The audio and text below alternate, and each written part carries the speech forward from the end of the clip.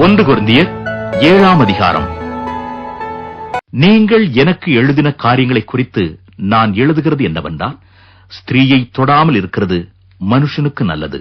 ஆகிலும் வேசித்தனம் இராதபடிக்கு அவனவன் தன் சொந்த மனைவியையும் அவளவள் தன் சொந்த புருஷனையும் உடையவளாயிருக்க வேண்டும்.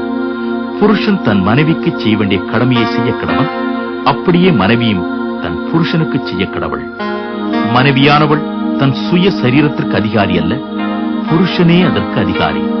அப்படியே புருஷனும் தன் சுய சரீரத்திற்கு அதிகாரி அல்ல, மனைவியே அதற்கு அதிகாரி. உபவாசத்திற்கும் ஜெபத்திற்கும் தடையிராதபடிக்கு இருவரும் சில காலம் பிரிந்திருக்க வேண்டும் என்று சம்மதித்தால் அன்றி ஒருவரை விட்டு ஒருவர் பிரியாதிருங்கள். உங்களுக்கு விரதத்துவம் இல்லாமையால் சாத்தான் உங்களை தூண்டிவிடாதபடிக்கு மறுபடியும் கூடி வாழுங்கள். இதை நான் கட்டளையாக சொல்லாமல் யோசனையாக சொல்லுகிறேன். எல்லா மனுஷரும் என்னைப் போலவே இருக்க விரும்புகிறேன். ஆகிலும் அவனவனுக்கு தேவனால் அருளப்பட்ட அவனவனுக்குரிய வரம் உண்டு. அது ஒருவனுக்கு ஒரு விதமாயும் மற்றொருவனுக்கு வேறு விதமாயும் இருக்கிறது. விவாகம் இல்லாதவர்களையும் கைம்பெண்களையும் குறித்து நான் சொல்லுகிறது என்னவென்றால், அவர்கள் என்னைப் போல இருந்துவிட்டால் அவர்களுக்கு நலமாயிருக்கும். ஆகிலும் அவர்கள் விரத்தராய் இருக்கக்கூடாதிருந்தால் விவாகம் பண்ணக்கடவர்கள்.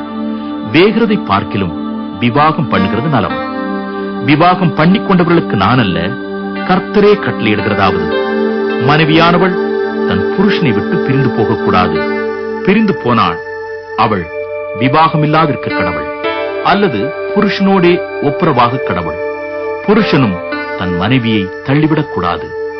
மற்றவர்களை குறித்து கர்த்தர் அல்ல, நானே சொல்கிறதாவது, சகோதரன் ஒருவனுடைய மனைவி அவிசுவாசியாயிருந்தும் அவனுடனே வாசமாயிருக்க அவளுக்கு சம்மதம் இருந்தால் அவன் அவளை தள்ளிவிடாதிருக்க கடவன்.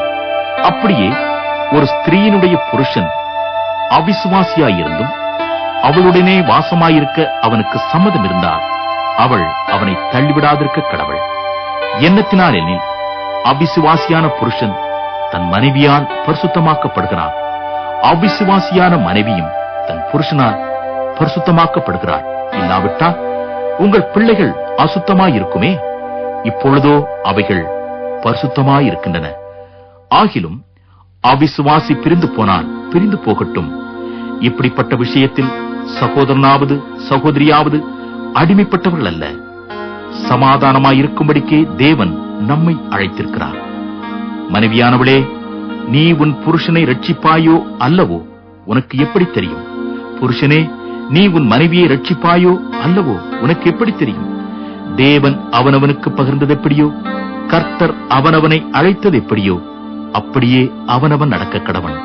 எல்லா சபைகளிலேயும் இப்படியே திட்டம் பண்ணுகிறேன். ஒருவன் விருத்த சேதனம் பெற்றவனாய் அழைக்கப்பட்டிருந்தால் விருத்த சேதனம் இல்லாதவனாயிருக்க வகை தேடானாக. ஒருவன் விருத்த சேதனம் இல்லாதவனாய் அழைக்கப்பட்டிருந்தால் விருத்த சேதனம் பெறாதிருப்பானாக. விருத்த சேதனமும் ஒன்றுமில்லை, விருத்த சேதனம் இல்லாமையும் ஒன்றுமில்லை. தேவனுடைய கற்பனைகளை கைக்கொள்ளுகிறதே காரியம்.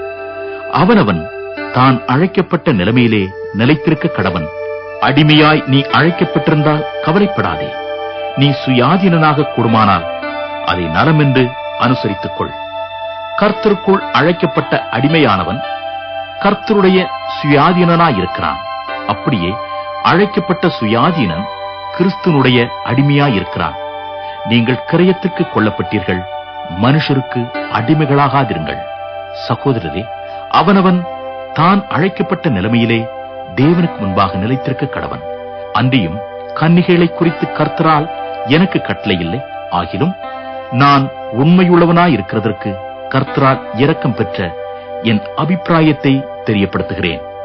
அதென்னவெனில், இப்பொழுது உண்டாயிருக்கிற துன்பத்து நிமித்தம் விவாகம் இல்லாதிருக்கிறது மனுஷனுக்கு நலமாயிருக்கும் என்று எண்ணுகிறேன். நீ மனைவியோடே கட்டப்பட்டிருந்தால் அவிழ்க்கப்பட வகை தேடாதே. நீ மனைவி இல்லாதவனாயிருந்தால் மனைவியை தேடாதே. நீ விவாகம் பண்ணினாலும் பாவமல்ல, கன்னிகை விவாகம் பண்ணினாலும் பாவமல்ல. ஆகிலும் அப்படிப்பட்டவர்கள் சரீரத்திலே உபத்திரவப்படுவார்கள். அதற்கு நீங்கள் தப்ப வேண்டுமென்று இருக்கிறேன். மேலும் சகோதரரே, நான் சொல்லுகிறது என்னவெனில், இனி வரும் காலம் குறுகினதானபடியால் மனைவிகள் உள்ளவர்கள் மனைவிகள் இல்லாதவர்கள் போலவும், அழுகிறவர்கள் அழாதவர்கள் போலவும், சந்தோஷப்படுகிறவர்கள் சந்தோஷப்படாதவர்களைப் போலவும், கொள்ளுகிறவர்கள் கொள்ளாதவர்கள் போலவும், இவ்வுலகத்தை அனுபவிக்கிறவர்கள் அதை தகாத விதமாய் அனுபவியாதவர்கள் போலவும் இருக்க வேண்டும். இவ்வுலகத்தின் வேஷம் கடந்து போகிறதே. நீங்கள் கவலையற்றவர்களாய் இருக்க விரும்புகிறேன். விவாகம் இல்லாதவன் கர்த்தருக்கு எப்படி பிரியமாய் இருக்கலாம் என்று கர்த்தருக்குரியவர்களுக்காக கவலைப்படுகிறான். விவாகம் பண்ணினவன் தன் மனைவிக்கு எப்படி பிரியமாய் இருக்கலாம் என்று உலகத்துக்குரியவர்களுக்காக கவலைப்படுகிறான். அதுபோல மனைவியானவளுக்கும் கன்னிகைக்கும் வித்தியாசம் உண்டு. விவாகம் இல்லாதவன் சரீரத்திலும் ஆத்துமாவிலும் பரிசுத்தமாயிருக்கும்படி கர்த்தருக்குரியவர்களுக்காக கவலைப்படுகிறான். விவாகம் பண்ணினவள் தன் புருஷனுக்கு எப்படி பிரியமாய் இருக்கலாம் என்று உலகத்துக்குரியவர்களுக்காக கவலைப்படுகிறாள். இதை நான் உங்களை கண்ணியில் அகப்படுத்த வேண்டும் என்று சொல்லாமல், உங்களுக்கு தகுதியாயிருக்கும் என்றும், நீங்கள் கவலையில்லாமல் கர்த்தரை பற்றிக் கொண்டிருக்க வேண்டும் என்றும் உங்கள் சுய பிரயோஜனத்துக்காகவே சொல்லுகிறேன். ஆகிலும் ஒருவன் தன் புத்திரியின் கன்னிகை பருவம் கடந்து போனதினாலே அவள் விவாகம் பண்ணாமல் இருப்பது அவளுக்கு தகுதியல்லவென்றும், அவள் விவாகம் பண்ணுவது அவசியம் என்றும் நினைத்தால் அவன் தன் மனதின்படி செய்ய கடவன். அது பாவம் அல்ல, விவாகம் பண்ணட்டும். ஆயினும் அதற்கு அவசியத்தை காணாமல் தன் இருதயத்திலே உறுதி உள்ளவனாயும் சுய சித்தத்தின்படி செய்ய அதிகாரம் உள்ளவனாயும் இருந்து தன் புத்திரியின் கன்னிகை பருவத்தை காக்க வேண்டும் என்று தன் இருதயத்தில் தீர்மானிக்கிறவன் நன்மை செய்கிறான்.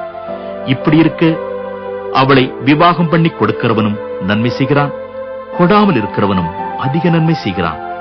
மனைவியானவள் தன் புருஷன் உயிரோடு இருக்கும் காலமளவும் பிரமாணத்தினால் கட்டப்பட்டிருக்கிறாள். தன் புருஷன் மரித்த பின்பு தனக்கு இஷ்டமானவனாயும் கர்த்தருக்கு உட்பட்டவனுமாயிருக்கிற எவனையாகிலும் விவாகம் பண்ணிக்கொள்ள விடுதலையாயிருக்கிறாள். ஆகிலும் என்னுடைய அபிப்பிராயத்தின்படி அவள் அப்படியே இருந்துவிட்டால் பாக்கியவதியாயிருப்பாள். என்னிடத்திலும் தேவனுடைய ஆவி உண்டென்று எண்ணுகிறேன். தொடர்ந்து இது போன்ற இறை வார்த்தைகளை கேட்பதற்கு நம் ஜீசஸ் லீட் சேனலை சப்ஸ்கிரைப் செய்ய மறக்காதீர்கள். கர்த்தர் உங்களை ஆசீர்வதிப்பாராக. ஆமேன்.